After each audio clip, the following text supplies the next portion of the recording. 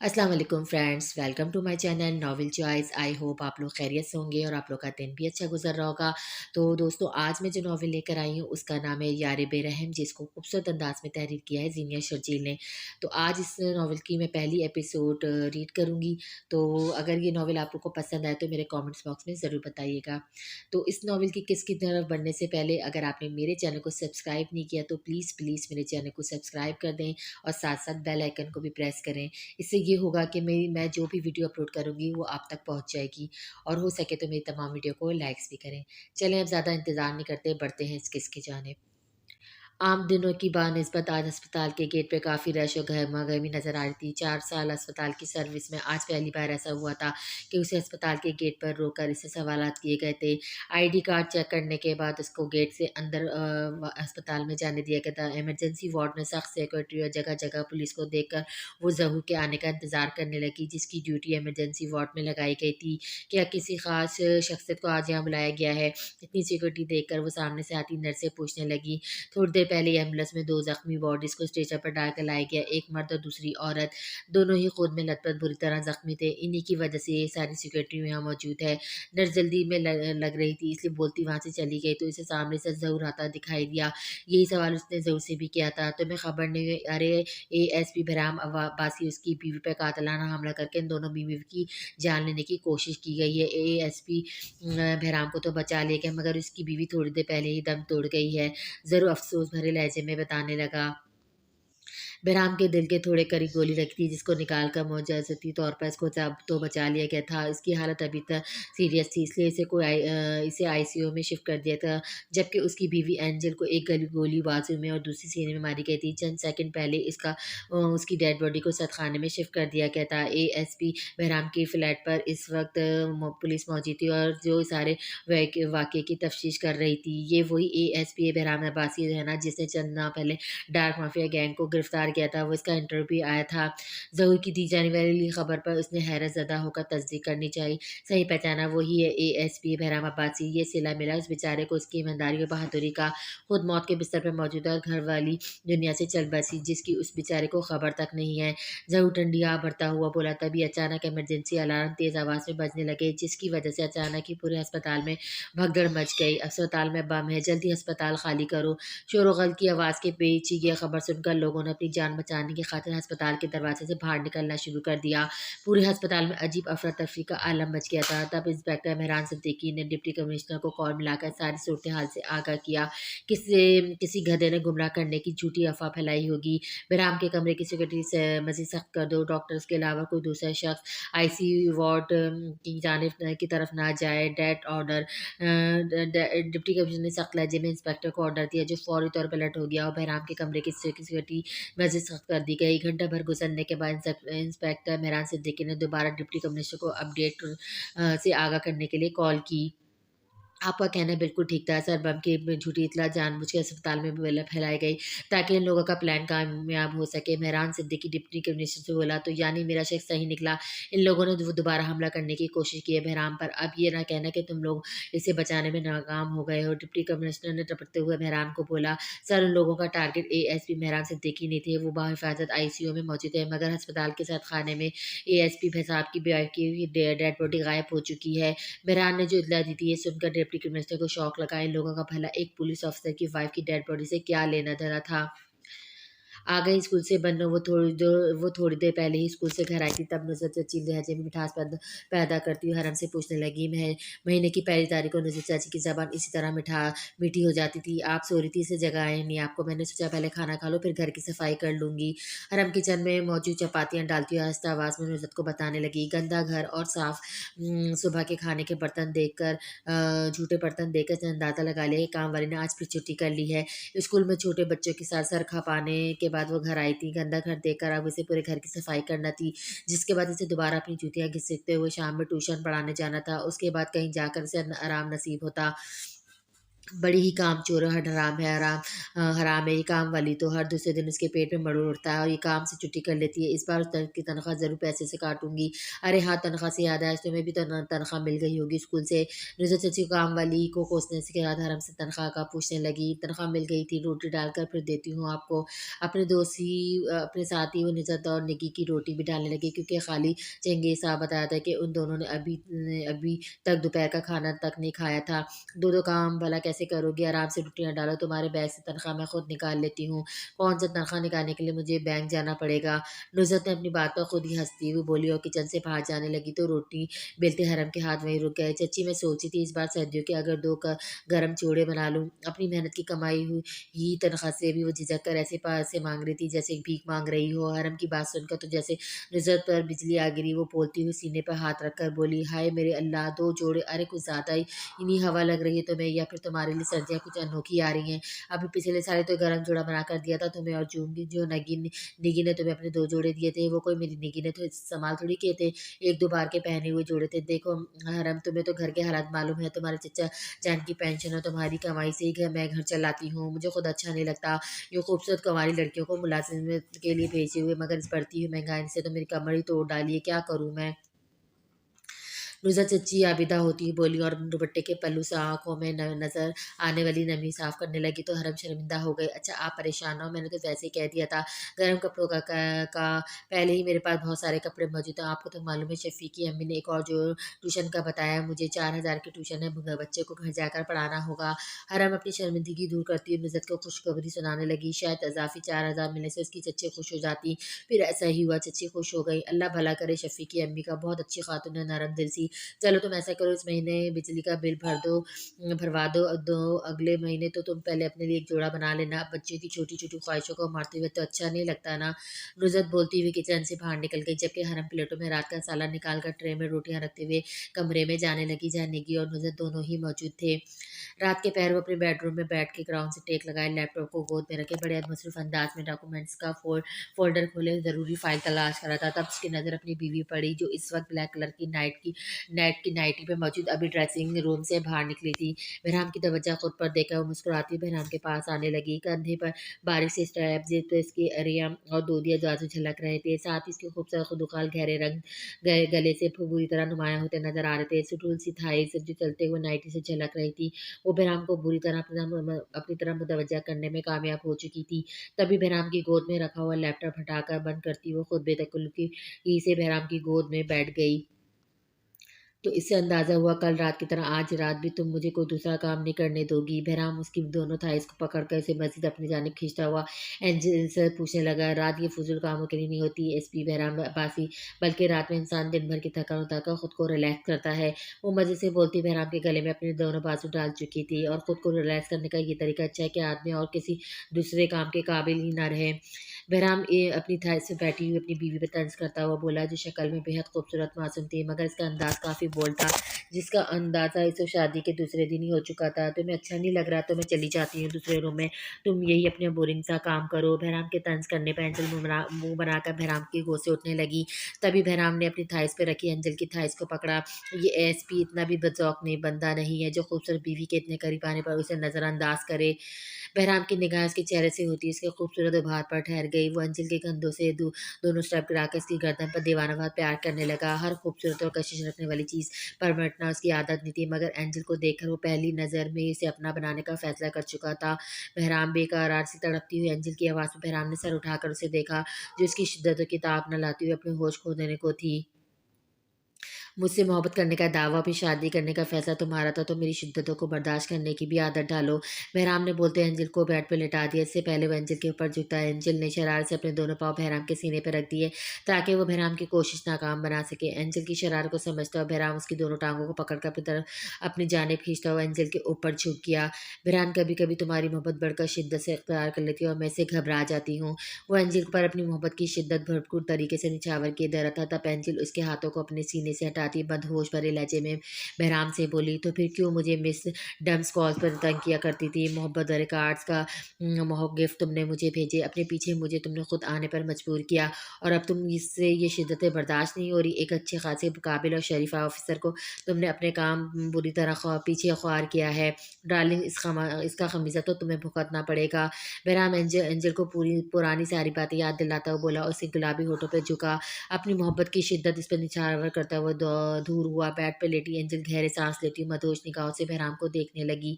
मोहब्बत हो या नफरत, कोई भी दूसरा जज्बा बहराम डूब कर करने का आदी है और टूट कर करने का आदी है, ये हमेशा याद रखना।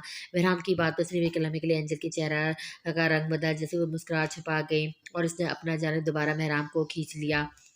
2 माह पहले इत्तेफाकी तौर पे इसने एक कॉन्सर्ट में बहराम को देखा था। वो इस वक़्त यूनिफ़ॉर्म में मौजूद था। तभी एंजल उसके नाम और ओहदे से वाकिफ़ हो चुकी थी। बाकी मालूमात बहराम के बारे में मालूम करवाना उसके लिए मुश्किल नहीं था। जैसे ही एंजल को सारी मालूमात फ़राहम हुई, इसने बहराम को कॉल्स करना शुरू कर दी। शुरू में तो बहराम ने उसकी फ़ोन कॉल्स को बिल्कुल सीरियस नहीं लिया। अक्सर वो उसको झड़क देता, डराने की धमकी भी दी, जिसका एंजल पर ख़ास असर नहीं हुआ था। उल्टा एंजल ने बहराम को कार्ड्स और गिफ्ट देना शुरू कर दिए। तब बहराम ने से उससे मिलने का इरादा किया और एंजल को अपने सामने आने को कहा, जो लड़की से महीने भर से कॉल्स पर तंग कर रही थी। बहराम को उसको रूबरू देखना चाहता था। ऐसा नहीं था कि बहराम उसके बारे में मालूम नहीं करवाया था। अलीना उर्फ एंजल जो अपने माँ-बाप की इकलौती औलाद थी। माँ-बाप के दुनिया से चले जाने के बाद अंकल की कस्टडी में पली-बड़ी थी। यूनिवर्सिटी के स्टूडेंट होने की वजह से वो गर्ल्स हॉस्टल में रिहाइश पसी थी। पहली मुलाकात में ही इसने बहराम से मोहब्बत का इज़हार किया और शादी की ख्वाहिश भी ज़ाहिर की, जिस पर बहराम ने हैरान होने की बजाय एंगल को अपनी ज़िंदगी में शामिल करने का फैसला किया। पहली मुलाकात के 2 हफ्ते बाद ही शादी। अपने फैसले में वो खुद भी हैरान था मगर मुतमईन भी। इसी और एंजल की शादी को 20 दिन गुज़र चुके थे, मगर बहराम ने अंदाज़ा लगा लिया उसकी बीवी काफ़ी हद तक मूडी, छोटी-छोटी बातों पे खुश हो जाने वाली या बुरा मानने वाली लड़की थी। लेकिन उसके लिए हद से ज़्यादा हसास तबीयत रखती थी, इसलिए वो बहराम के दिल में बहुत जल्द अपनी जगह बनाने में कामयाब हो चुकी थी।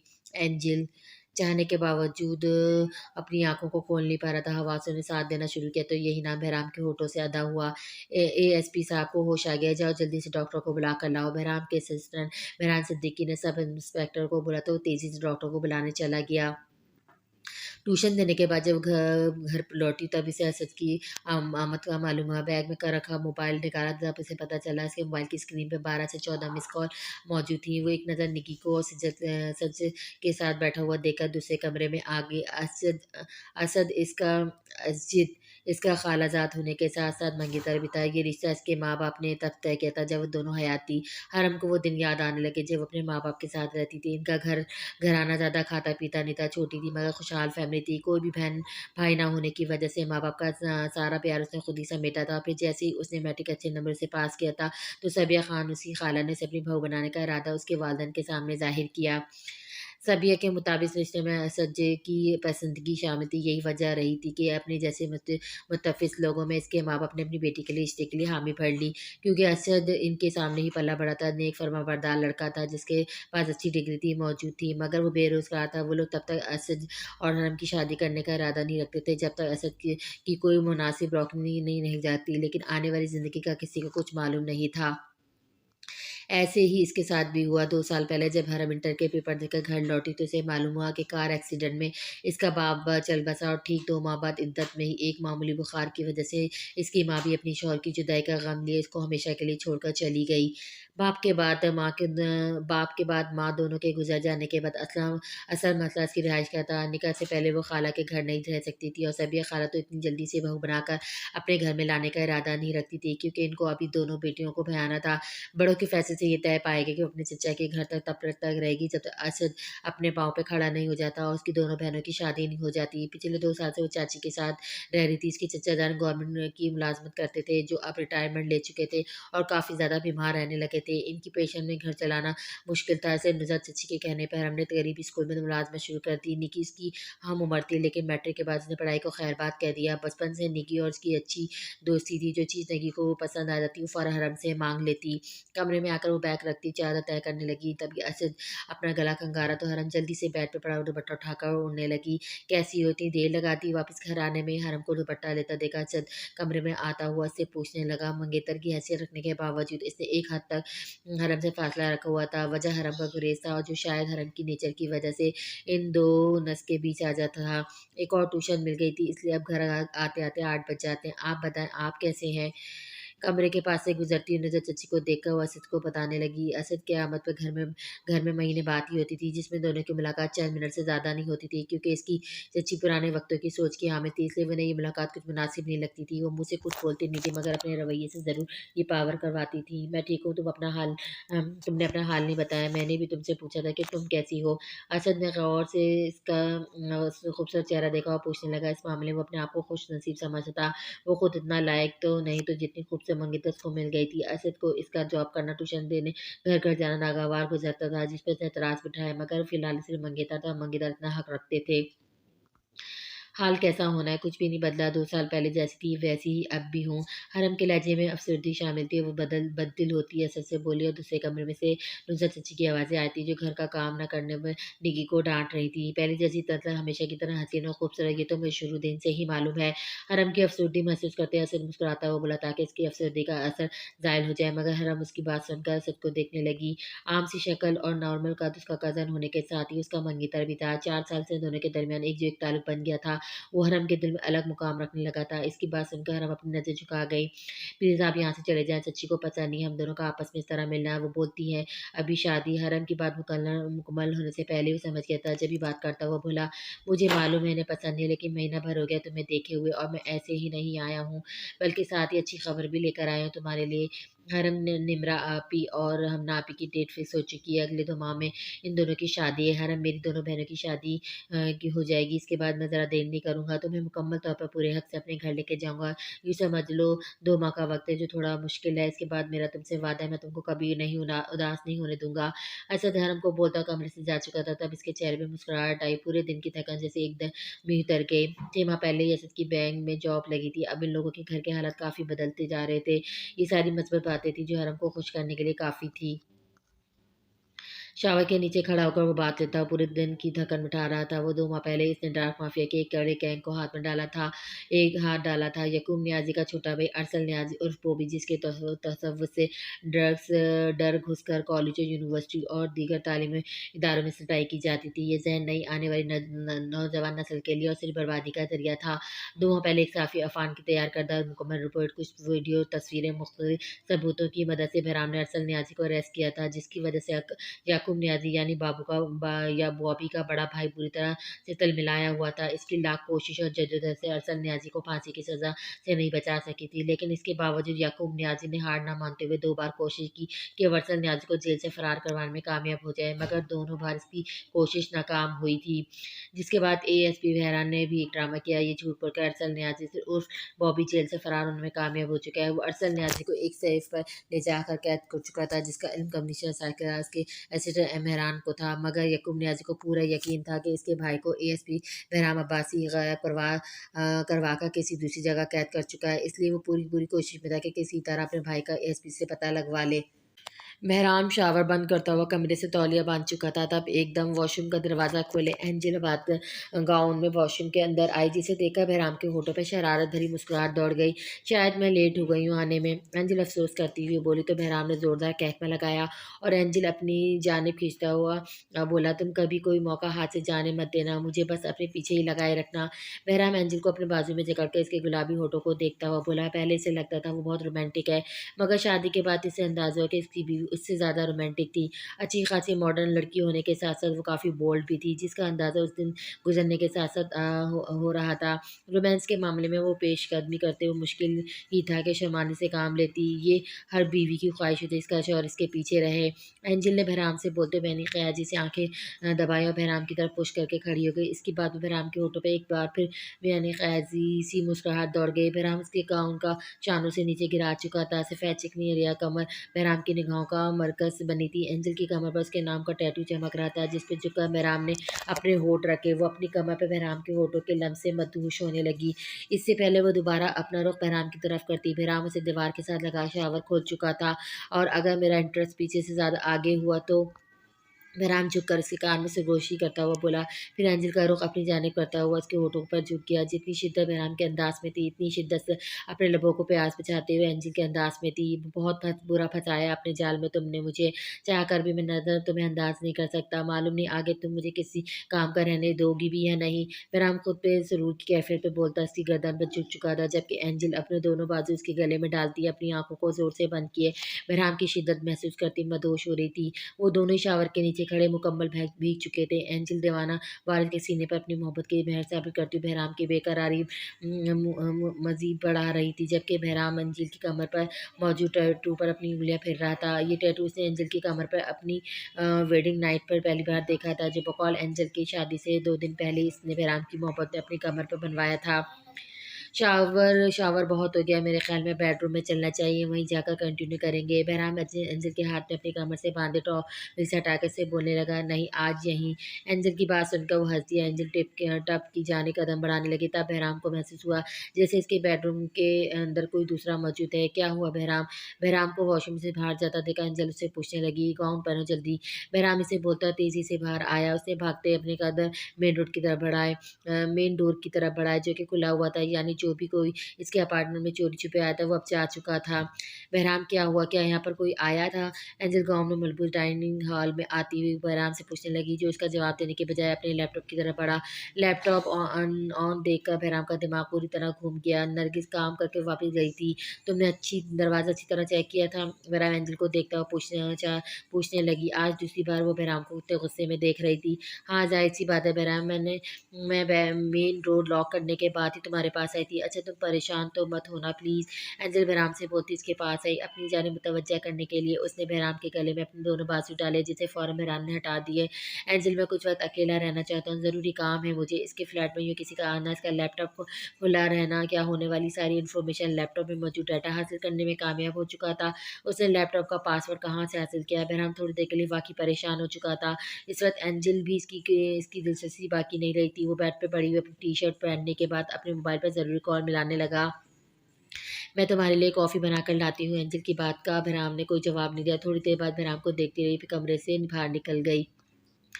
बहराम रिलैक्स, परेशान मत हो, तुम काफ़ी मजबूत है, आपके मालिक हो हिम्मत वाले और मजबूत इंसान। मैं हमेशा से यही सारे जुन्नस को तुम्हारी मिसाल देता हूँ। प्लीज़ हौसला रखो और अपना बयान दो। इस रात तुम्हारे फ्लैट में कितने आदमी थे जिन्होंने तुम्हें और तुम्हारी बीवी की जान लेने की कोशिश की? क्या तुम लोगों के चेहरे की शनाख्त कर सकते हो? एक-एक बात तफ़सील से बताओ। बहराम के होश आने की खबर मिलती है कमिश्नर साहब खुद स्पेशली बहराम के पास आए थे। इसके डॉक्टर समेत सबको कमरे से बाहर भेज दिया गया। इस वक्त कमरे में कमिश्नर साहब के अलावा बहराम का असिस्टेंट मेहरान मौजूद था। 3 आदमी थे। वो ऑक्सीजन मास्क हटाने की वजह से गहरी सांस लेने के दरमियान बोला, इसे एंजल की मौत की खबर सुना दी गई थी और साथ ही इसकी डेड बॉडी के गायब होने का भी बता दिया गया था। क्या तुम तीनों के चेहरे की शनाख्त कर सकते हो? गोली किसने चलाई थी तुम्हारे ऊपर? कमिश्नर साहब ने जल्दी से दूसरा सवाल पूछा। इसका बयान रिकॉर्ड हो रहा था। इस सवाल में बहराम के चेहरे के तासुर और तकलीफ देखा था, साथ ही इसके चेहरे पर तारकी छा गई। से लगा इसकी सांसें उखड़ने लगी है। इन तीनों में से किसी ने नहीं चलाई गोली, इस बहरे हेम ने चलाई मुझ पर। बोलने के साथ ही बहराम ने सांस लेना दुश्वार हो गया। नज़रों के सामने अंजल का मासूम चेहरा आते इसकी आंखों के आगे अंधेरा छाने लगा। बहराम की हालत बिगड़ते देखकर कमिश्नर साहब के इशारा करने पर इंस्पेक्टर मेहरान ने फौरन बहराम को ऑक्सीजन का मास्क लगा दिया और डॉक्टर को कमरे में बुलाया। मैंने आपको पहले ही बताया था ये बात करने की बयान देने की कंडीशन में नहीं है अभी। डॉक्टर जितना हुआ बोलने लगा। कमिश्नर साहब इंस्पेक्टर मेहरान को इशारा करते हुए बाहर निकल गए। तफ्तीश के दौरान जो सबूत मिले हैं इसके मुताबिक हमारा शख्स सही है। जब तक बहराम मुकम्मल सेहत नहीं हो जाता इसकी हिफाजत की जिम्मेदारी तुम्हारी है। मज़ीद सिक्योरिटी खर्च कर दो। बहराम की जान हमारे लिए कीमती है। जिन्होंने बहराम की जान लेने की कोशिश की है वो लोग इतने आराम से नहीं बैठेंगे। और बहराम की सिस्टर को इसके बारे में इन्फॉर्म कर दिया था। कमिश्नर साहब सारी बातें इंस्पेक्टर मेहरान को समझाते हुए इससे बहरान की बहन के बारे में पूछने लगे जो मुल्क से बाहर थी। सर आप बेफिक्र रहिए, ASP साहब से जब तक वो मुकम्मल होश में नहीं आते उनकी हिफाजत की जिम्मेदारी अच्छे से निभाना मेरा फ़र्ज़ है। इनकी सिस्टर को एएसपी साहब के बारे में बता दिया गया। वो कल फ्लाइट से पाकिस्तान आ रही है, उनको बाहिफ़ाज़त अस्पताल तक लाने की ज़िम्मेदारी मैंने इंस्पेक्टर शमील को सौंप दी है। इंस्पेक्टर मेहरान की बात पे कमिश्नर साहब मुतमईन होकर वहाँ से चले गए, लेकिन पूरे डिपार्टमेंट के लिए एएसपी मेहरान अब्बासी की बीवी की डेड बॉडी का यूँ अस्पताल से गायब हो जाना एक महमा बन चुका था। मैं झूठ क्यों बोलूँगी आपसे नुज़रत आपा, जैसे मेरे लिए हरम है वैसे ही आपकी निकी भी मुझे अज़ीज़ है। अगर मेरे सच की बीवी हरम की बजाय आपकी बेटी निकी बनती तो यकीन जानिए मुझे इस पर कोई एतराज़ नहीं होगा। डाइनिंग रूम के बाहर आती आवाज़ उसकी सबिया खाला की थी, जिन्होंने 4 साल पहले उसे अपने बेटे के लिए उसकी माँ-बाप से बड़ी चाह से माँगा था। सबिया खाला की बात सुनकर हरम की आँखों में बेसाख्ता नमी उतर आई थी। मुझे गलत मत समझना सबिया बहन के मैं हरम का रिश्ता ख़त्म करके तुम्हारे बेटे से अपनी बेटी का रिश्ता जोड़ने का कह रही हूँ, मगर मैं मजबूर हूँ। सारे हालात तुम्हें बता चुकी हैं। निकी ने कल जब अपनी जान लेने की कोशिश की तो मेरे हाथ-पाँव फूल गए थे। उसने तो जैसे ज़िद पे कर ली वो शादी करेगी तो सिर्फ़ असद से, वरना ज़हर खाकर मर जाएगी। हमारी एक इकलौती बेटी है, अगर हम उसकी ख्वाहिश पूरी नहीं कर सकते तो लानत है फिर हम पर। ये हमारे घर का हमारा घर किसका आखिर किसका है? शादी के बाद निकी का ही तो होगा। मैं और निकी के अब्बा आखिर कितने दिनों के मेहमान हैं अब इस दुनिया में। नुज़रत चाची ने अपनी मजबूरी की दास्तान सुनाने के लिए साथ-साथ आखिर में घर वाला शीशा छोड़ दिया। सबिया खाला को लालच दी, जिस पर दोनों कमरे में बैठी हरम तलख़ी से मुस्कुराई। 2 महीने पहले सबिया खाला अपनी दोनों बेटियों की शादी धूमधाम से कर चुकी थी। असद की नौकरी भी अब पक्की हो चुकी थी। जब सबिया खाला नुज़रत चची से हरम और असद की शादी के मुताल्लिक़ बात करने आई थी, तो उनके जाने के बाद नेकी का सख्त रिएक्शन सबके सामने आया था। ना उसने चचा का लिहाज़ किया, ना हरम का, बल्कि सबके सामने बेबाकी से कह दिया उसे असद से शादी करेगी, नहीं तो सब लोग इस पे रोएँगे। और कल जो निकी ने मरने का ड्रामा किया, नुज़रत चची बिल्कुल झूठ नहीं बोल रही थी और सारा सीन हाँ, हरम खुद अपनी आँखों से देख चुकी थी। वो तो सब ठीक है आपा, मगर ऐसा मैं इसे कैसे समझाऊँगी हरम, वो क्या सोचेगी? सबिया खाला नीमराज़ामंदी ज़ाहिर करने के बावजूद इनके दिमाग में जो ख़दशे पल रहे थे, वो नुज़रत चची के सामने ज़ाहिर करती। बोली तो वो कमरे में बैठी हुई हरम तो अपने 2 हाथों में चेहरा छिपाकर रोने लगी। इन दोनों की फ़िक्र मत करो, हरम तो बहुत प्यारी समझदार बच्ची है। सारी सूरत-ए-हाल इसके सामने ही तो है, वो खुद भी समझ जाएगी। असद को भी अच्छी तरह समझा देगी, क्योंकि ना तो वो अपने चचा को परेशान देख सकती है और निकी से बहुत मोहब्बत करती है। मैं जल्दी इसका रिश्ता देखा बहुत अच्छी जगह इसका रिश्ता कर शादी करवा दूँगी। नुसरत चची सबिया खाला को मुतमईन करती बोली, दूसरे कमरे में कल से बुखार में फूँकती हुई हरम अपने चेहरे से साफ-साफ करने लगी। हारून खाना क्यों नहीं खाया इसने अभी तक? खाने से भरी प्लेट देखकर मेहरान ने कमरे में मौजूद भेड़ियों से बंधे बॉबी की बजाय बॉबी की निगरानी करने वाले हारून से पूछा, जो इस महकमे का खास वफादार था।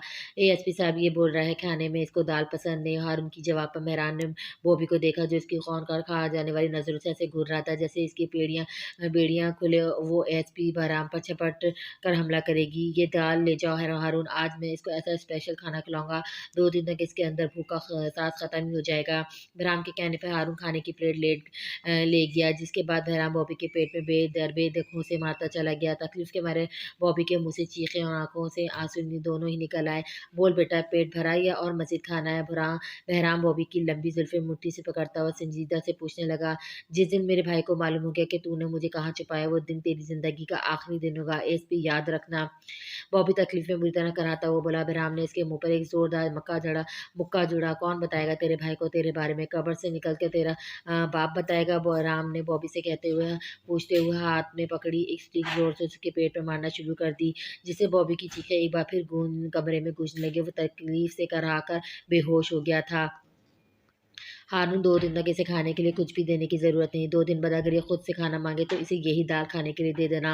बहरहाल हारून को हिदायत देता वापस निकल गया था। ये दूसरी खुफिया जगह थी जहाँ पर उसने बॉबी को कैद में रखा हुआ था। जिस दिन उसके फ्लैट में कोई दाखिल हुआ था, तब से वो और भी ज़्यादा अलर्ट हो चुका था। अपने फ्लैट में मुख्तलिफ हिडन कैमरे और सिक्योरिटी पर्स के लिए ऐसे अलार्म भी फिट कर दिए थे, जिसकी वजह से कोई भी इतनी आसानी से इस फ्लैट में दाखिल नहीं हो सकता था। वो अब अपने अपार्टमेंट की तरफ निकल था जब इसके मोबाइल पर अफ़ान की कॉल आने लगी। अफ़ान वही सहाफ़ी था जिसने उसे बॉबी के मुतालिक तमाम इन्फॉर्मेशन दी थी, जिसकी मदद से बहराम बॉबी को गिरफ्तार करने में कामयाब हुआ था। एएसपी साहब, एक बहुत ज़रूरी इन्फॉर्मेशन है जो मोबाइल पर नहीं दे सकता। आप प्लीज़ जल्द से जल्द मेरे घर आ जाएँ।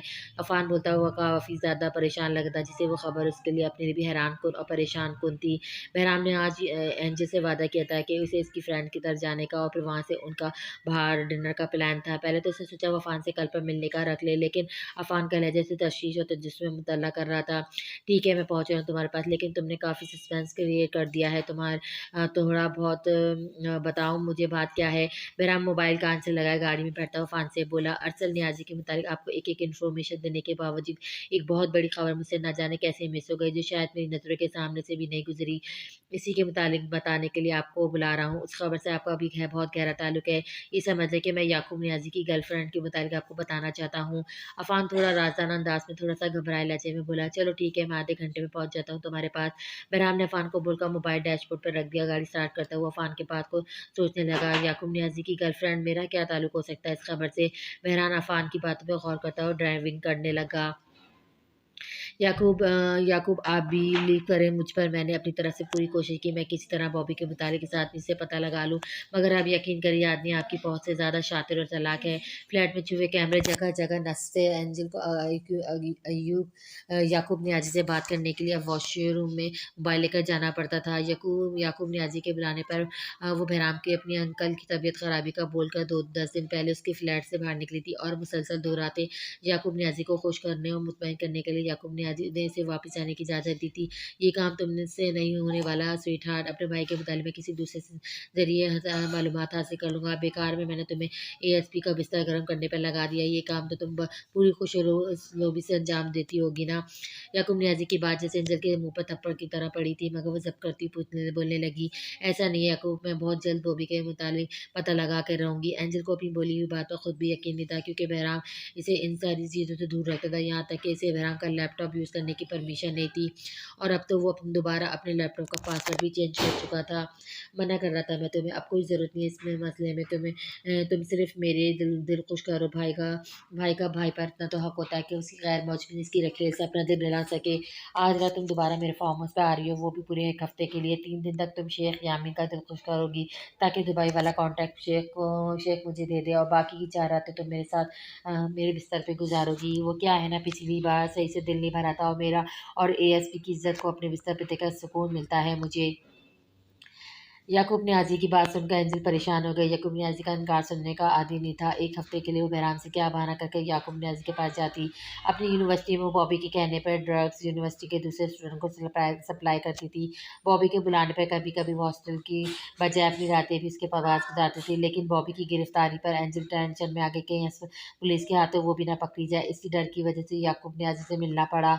याकूब नियाज़ी ने उसे यकीन दिलाया उसे कुछ नहीं होने देगा। इस बस बदले में जब याकूब नियाज़ी जाएगा, उसे याकूब नियाज़ी की रात को रंगीन बनाकर उसका दिल खुश करना पड़ेगा, जिसे वो पहले इसके भाई का दिल खुश करती थी। पहली बार याकूब नियाज़ी जैसे बुड्ढे शख्स के साथ रात गुज़ारकर बहुत रोई थी, मगर फिर आहिस्ता-आहिस्ता वो आदी हो गई थी। याकूब नियाज़ी के प्लान के मुताबिक इसने बहराम से दोस्ती की थी, फिर बाद में शादी भी, लेकिन बहराम को गुर्बत ऐसी होती जो थोड़ी देर के लिए उसे इसके बुरे माज़ी से गाफ़िल कर देती। कभी-कभी वो सोचती, काश बहराम के उसे बॉबी से पहले ही मिल चुका होता।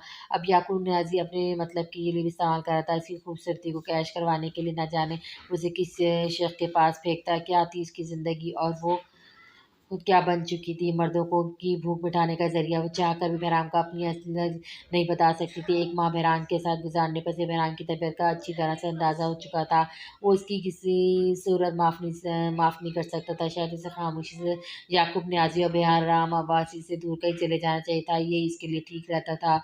उसके घर पहुँचने पर हमेशा की तरह एंजिल ने फ्लैट का दरवाज़ा खोला। वैसे ही चेहरे पे हसीन मुस्कुराहट सजाए वो उसको देख रही थी। बहराम बगैर मुस्कुराए फ्लैट में दाखिल हुआ, दरवाजे को अच्छी तरह लॉक करने लगा। आज जो कुछ ऐसे अफ़ान से एंजल के बारे में मालूम हुआ, इससे उसे उस वक़्त अपनी बीवी के इस मुस्कुराहट से घिनाव महसूस कर रही हो रही थी। 10 दिन पहले उसकी बीवी याकूब नियाज़ी के फार्म हाउस में उसकी इज़्ज़त का जनाज़ा निकाल कर आ रही थी। जो शर्मनाक तस्वीर अफ़ान ने बीवी के और याकूब नियाज़ी के सामने रखी थी। इस वक़्त शर्मिंदगी के मारे बहराम का मरने का दिल चाहा था। अफ़ान खुद भी बहराम के तासुरात देखकर सख्त शर्मिंदा हुआ था, मगर इन सब बातों का बहराम के इल्म में होना भी ज़रूरी था, ताकि बहराम आगे जाकर कोई नुकसान न उठा सके। वो आहिस्ता-आहिस्ता बहराम को एंजल के बारे में सब बताता चला गया, जिसे सुनकर बहराम के बस रोने की कसर बाकी बची थी। 2 भाइयों की शादीशुदा लड़की, उसकी बीवी, आज फिर मूड ऑफ है तुम्हारा क्या? फिर किसी मुजरिम को सज़ा देकर आ रहे हो? एंजिल उसके ख़राब मूड का अंदाज़ा बहराम के चेहरे से तासुरात से लगा चुकी थी। जब बहराम ने फिर से पूछने लगी, सज़ा देकर आ नहीं रहा बल्कि सज़ा देने वाला हूँ, वो भी सख्त से सख्त। बहराम एंजिल का चेहरा देखकर संजीदगी से बोला और अपनी कैप उस टेबल पर रखने लगा।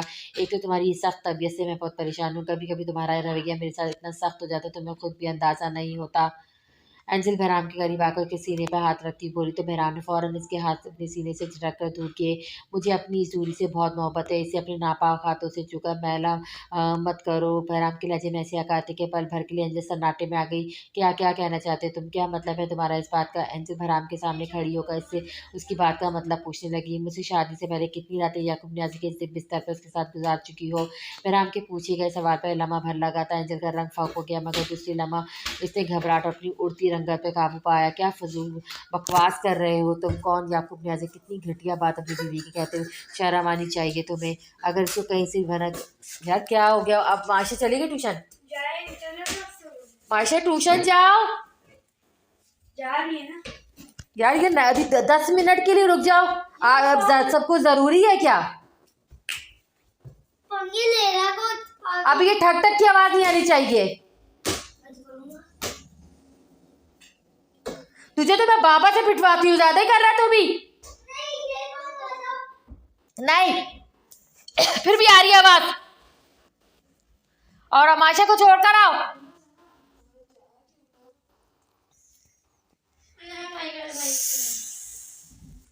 अब नहीं आवाज आनी चाहिए। हम अब्दुल्ला ये वाला गेट आराम से बंद करना, बीच वाला।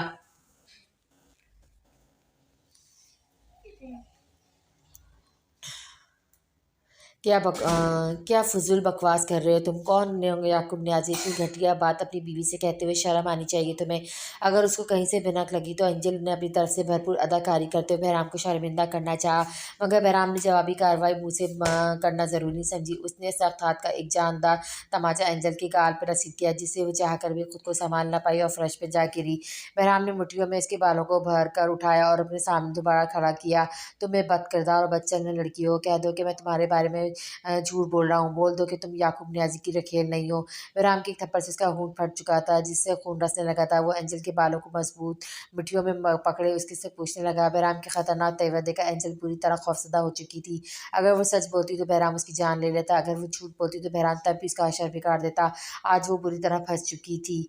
बहराम, उसने मुझे ब्लैकमेल किया था। वो चाहता था कि मैं तुमसे बॉबी के मुताबिक सारी मालूमात। इससे पहले एंजल अपनी सफाई में कुछ कहती, गुस्से की शिद्दत से बहराम ने उसका सर सामने दीवार पे नसब आईने पे मार डाला। जिसे शीशे में लाता था दरारें पड़ गई। एंजल के मुंह से दर्दनाक चीखें निकलने लगी। इसके माथे गाल और थोड़ी से खून निकलने लगा। वो रोती हुई डर के हमारे कमरे से भागने लगी, मगर इससे पहले बहराम ने कमरे का दरवाज़ा बंद करके उसे बेड पर धक्का दिया। आज अपनी बीवी का मासूम चेहरा देखकर बहराम को इसकी हालत पर बिल्कुल तरस नहीं आ रहा था। प्यार तो बहुत दूर की बात, आज बहराम को इस लड़की से शदीद नफरत महसूस हो रही थी। एक इस्तेमालशुदा लड़की को अपनी इज्जत बना चुका था। ऐसी लड़की जिसे किसी दूसरे गैर मर्द से नाजायज़ ताल्लुकात कायम करके उसके एतबार और जज्बात की धज्जियाँ बिगेड़ दी थी। ये सोचते हुए बहराम का खून खौलने लगा। मुजरिमों को वो कभी नहीं बख्शता था। उसके सामने मौजूद ये लड़की अब इसकी बीवी नहीं बल्कि एक मुजरिम थी। बहराम, नहीं प्लीज़ मुझे माफ़ कर दो, तुम तो मुझसे प्यार करते हो। अपनी जानी कदम बढ़ाते हुए बहराम को देखकर एंजल पीछे सरकती हुई बहराम से बोली। साथ ही इसने खौफ से बहराम के सामने अपने हाथ भी छोड़ दिए। बहराम का मतलब है जानती हो तुम? एंजिल, बहराम उस पर तरस खाए बगैर कदम बढ़ाता और एंजल के करीब आता इससे पूछने लगा। याकूब नियाज़ी और बॉबी दिल ही दिल में इस पर किस कदर हंसते होंगे। बहराम का दिल चाह उस लड़की के जिस्म के लाखों टुकड़े कर डाले। नहीं नहीं बहराम, मुझसे गलती हो गई, प्लीज़ मैं तुमसे माफ़ी मांगती हूँ। एंजल के नज़दीक आया तो काँपती हुई आवाज़ में गिड़गिड़ाती हुई बहराम से माफ़ी मांगने लगी, मगर अगले ही पर एंजल ने बहराम के गन होल्स्टर से रिवॉल्वर बाहर निकाला और पूरी ताकत से बहराम को पीछे धकेला। बहराम का मतलब जानते हो तुम? एसपी बहराम अब्बासी होठों से दरसता हुआ खून अपनी हथेली की पूंछ से साफ करती हुई रिवॉल्वर का रुख बहराम की तरफ करती हुई उल्टा बहराम से पूछने लगी, जिस पे बहराम इस्ताज़िया मुस्कुराया। बेरहम आहिस्ता आवाज़ में बोलता हुआ अचानक उसने हवा में लात ऊंची करके घुमाई और जो रिवॉल्वर पर लगी और रिवॉल्वर दूर गिरी। इससे पहले मंजिल का दूसरा अमल देखता उसने अंजिल के साथ जोर से दीवार पर मस्जिद से उचकरा कर नीचे गिरी और बेहोश हो गई। हाथ खोलो मेरे, वरना मैं खाना कैसे खाऊंगी। आज दूसरा दिन भी गुजर गया था, उसे बहराम की कैद में गुजरे। एंजल को होश आया तो उसने अपने दोनों हाथों को बांधा हुआ पाया। उसके पाँव में एक लंबी सी जंजीर डली हुई थी, जिससे वो सिर्फ वॉशरूम तक ही जा सकती थी। वॉशरूम में कोई ऐसी चीज़ मौजूद नहीं थी जिससे वो अपना बचाव कर सकती। महीने भर से उसने अपने शौहर को मोहब्बत भरे रूप में देखा था, लेकिन कल से वो जिस रूप में इसके सामने नजर आ रहा था, गोया इसने सफाकी और बेरहमी की हद ही कर दी थी। बहराम जुबा चावलों से भरी प्लेट एंजल के सामने बेड पर रखकर कमरे से बाहर जाने लगा था। एंजल की बात ने इसके कदम रोक दिए। बहराम खामोशी से इसका चेहरा देखने लगा, जिसपे कल से शर्मिंदगी या पेशावानी जैसी कोई चीज़ मौजूद नहीं थी। एक माह से उसे चेहरे से दिली और जज्बाती वाबस्ती हो चुकी थी। आज उसने चेहरे पे छूने का दिल चाह रहा था। खाना मैं तुम्हें खुद अपने हाथों से खिला देता डार्लिंग। कल से हम दोनों के बीच कोई प्यार मोहब्बत वाला सीन भी तो नहीं हुआ। तुम कल से काफ़ी मिस कर रही होगी मेरे प्यार वाले पे रूप को ना। बहराम इससे बोलता एंजल के पास जाने लगा तो एंजल इसके तेवर देखकर डर गई। जिस वक्त प्यार भर हरगिज़ नहीं था। नहीं, मेरे करीब आने की ज़रूरत नहीं, प्लीज़ दूर चले जाओ मुझसे। बेड की जिस्म से बहराम एंजल के पास आने लगा था। उसके मुखालिफ सिम से एंजल बहराम से डर के बेड से नीचे उतरने की कोशिश करने लगी। बहराम ने बेड से बंधी हुई जंजीर अपनी जानिब खींची तो एंजल रोती हुई इसके पास खिसकती हुई खुद चली आई।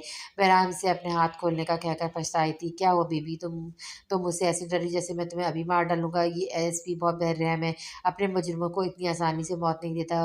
वो जो तुम्हारा पहला आशिक था ना बॉबी, इसका हाल देखना चाहोगी आज क्या किया मैंने उसके साथ।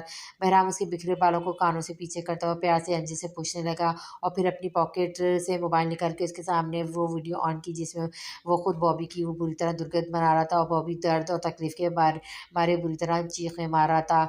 एंजल ने डर के मारे बुरी तरह रोना शुरू कर दिया। क्या वो बहुत तकलीफ हो रही है अपनी आशिक की कुत्ती जैसी हालत देखकर। इससे भी ज़्यादा बुरा आशा करूँगा मैं तुम्हारी इस दलाल याकूब नियाज़ी का।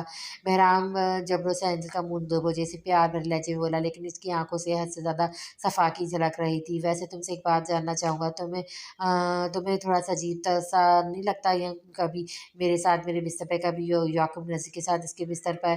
बहराम ने बोलते हुए उसका मुंह जोर से दूसरी तरफ झटका। बहराम प्लीज़ मुझे माफ़ कर दो, मैं अपनी गलती पे गिल्टी हूँ। एंजल ने बहुत मुश्किल से रोते हुए बहराम से कहा तो बहराम ने उसके बालों को मुट्ठी में भरकर उसका चेहरा अपने चेहरे के नज़दीक किया। सिर्फ गिल्टी, तुम्हें तो शर्म से डूब मर जाना चाहिए था किसी गैर मर्द के साथ बिस्तर पर मेरी इज्जत को नीलाम करते वक्त। बहराम गुस्से में उसका चेहरा देखता हुआ बोला, जो काफ़ी हद तक बिगड़ चुका था। अब वो खामोशी से एंजल के चेहरे पर अपनी उंगलियां फिर रहा था। एंजल ने खौफ से लड़जाना शुरू कर दिया। याकूब नियाज़ी के साथ तुम्हारी बगैर कपड़ों की तस्वीर देखा, मालूम है मेरा क्या दिल किया था कि मैं अपने रिवॉल्वर से खुद को शूट कर लूँ। कल मुझे दुनिया के उन तमाम मर्दों पे रश्क महसूस है जिनकी बीवी अपनी इज्जत को अपने शौहर की इज्जत समझती है और अपने जिस्म को शौहर की अमानत समझ कर उसमें ख़यानत करने का सोच भी नहीं सकती। मैंने तुमसे पहले भी किसी दूसरी औरत को इस्तेमाल नहीं की, फिर मेरे नसीब में तुम जैसी गलीस औरत लिखी थी। कल मैं अल्लाह से अपना वो गुनाह बदलना चाहता, जिसके बदले तुम्हें मेरी ज़िंदगी में भेजा गया। बोलते हुए बहराम के चेहरे पर खुद भी तकलीफ दिया तासुरात नुमाया होने लगे, जबकि एंजल वैसे ही रोई जा रही थी। क्या हुआ, बोर कर रही हो तुम्हें मेरी बातें? वो तो करेंगी मेरी जान, अगर तुम अच्छे किरदार की लड़की तो इन बातों को समझ सकती। खैर जाने दो, चलो तुम्हें खाना खिलाता हूँ। बहराम ने एंजल से बोलते चावलों से भरी प्लेट दोबारा बेड पर उसके सामने रख दी। वो अपनी मिट्टी में चावल भरकर एंजल के मुंह में ठूसने लगा, जिसे एंजल जोरदार फंदा लगा और खांसते हुए इसकी आंखों से पानी निकलने लगा। मगर बहराम ने इसको पानी देने की बजाय मिट्टी में इसके बालों को जकड़कर इसका सर चावलों से भरी प्लेट में डाल दिया। चेहरे पर अचानक होने वाली जन्नत से एंजल बुरी तरह चीखने लगी। वैसे ही बाहर डोरबेल की आवाज़ से बहराम और दरवाजे खुलना चला गया। ये चेक किए बगैर कि इस वक्त के फ्लैट में कौन आ सकता है। इसे याद पड़ता था जब दरवाज़ा खोलने के लिए गया था किसी ने कोई भारी चीज़ उसके सर पर मारी थी, जिसकी वजह से वो बेहोश हो गया था। होश आने के बाद इसने अपने आप को सोफे पर बैठा पाया। सबसे पहली नज़र उसकी एंजल के मुस्कुराते हुए चेहरे पर पड़ी, जिसके हाथ पाँव खोल कर इसे आज़ाद कर दिया था। बहराम को होश में आता देखा एंजल चलती हुई सामने सोफे पर याकूब नियाज़ी के पास जा बैठी। याकूब नियाज़ी ने एंजल के सहारे पर अपना बाजू फैलाते हुए उसे अपने मजीद करीब किया तो एंजल आंख दबाती हुई बहराम को देखने लगी। अपने फ्लैट में याकूब नियाज़ी को इसके दो गार्ड्स के साथ देखकर बहराम का खून खौल उठा। मैं तुमसे ज़्यादा सवाल नहीं करूँगा एएसपी बहराम साहब अब्बासी, मुझे सिर्फ मेरे भाई के बारे में बता दो। मैं वादा करता हूँ यहाँ से जाते जाते तुम्हारी जान बख्श दूंगा। याकूब नियाज़ी हाथ में मौजूद पिस्तौल सामने टेबल पर रखता हुआ सुलह जो अंदाज में बोला। बहराम सामने दीवार पर खड़ी में वक्त देखने लगा। थोड़ी देर बाद उसके फ्लैट में बहराम को आ जाना था।